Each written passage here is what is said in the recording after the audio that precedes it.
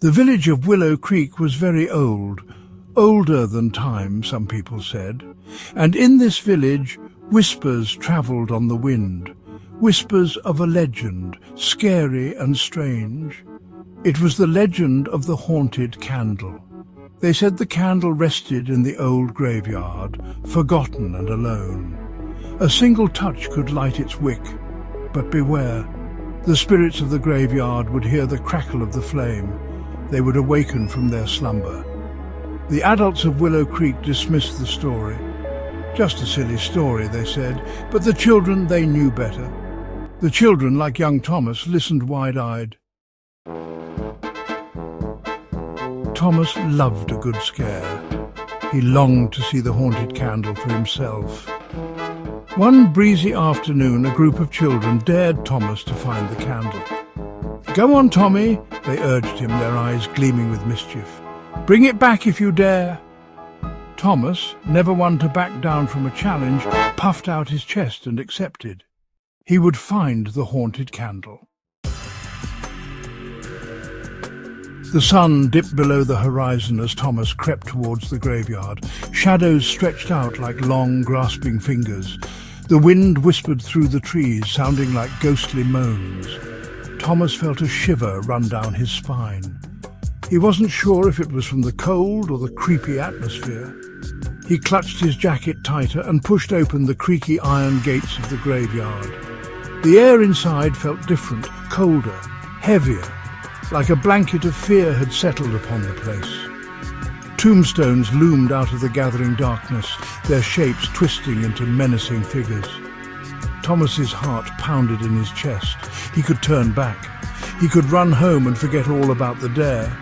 But something urged him forward. He had to see the haunted candle. He had to know if the legend was true.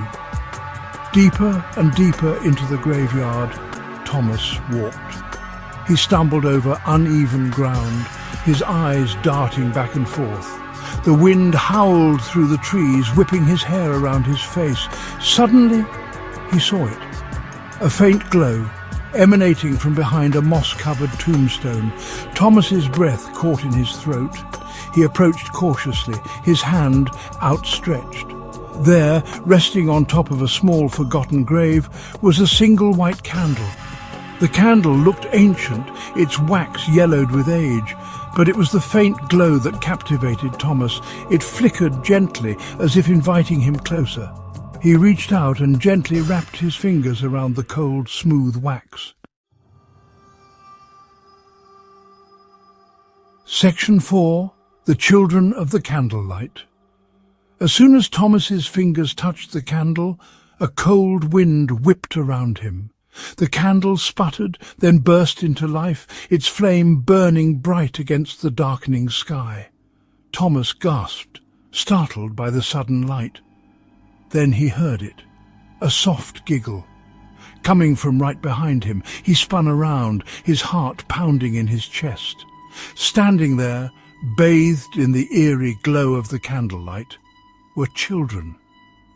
Their faces were pale, their eyes hollow. They wore old-fashioned clothes, tattered and torn. These weren't children from his village.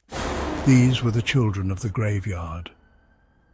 "We've been waiting for you," one of the children whispered, her voice as cold as the wind that whipped around them.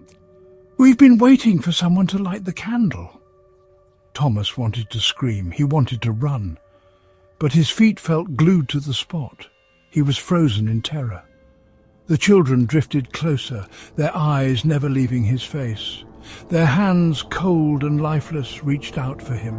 "Stay with us," another child whispered, his voice a mournful sigh. "Stay with us forever." Section 5. The wind whispers their names. Thomas knew he had to escape. These ghostly children wanted to trap him in the graveyard, just like them, forever. He had to get away. With a burst of adrenaline, Thomas shoved past the spectral children. He didn't look back. He ran faster than he had ever run before, his lungs burning, his legs aching. He could hear the ghostly laughter of the children echoing behind him. their voices growing fainter as he fled. Thomas didn't stop running until he reached the safety of his home, slamming the door shut behind him. He never spoke of what he saw that night, but sometimes when the wind howled outside his window, he could hear the faint laughter of children. And he knew, deep down, that the children of the graveyard were still out there, waiting for someone to light the haunted candle once more.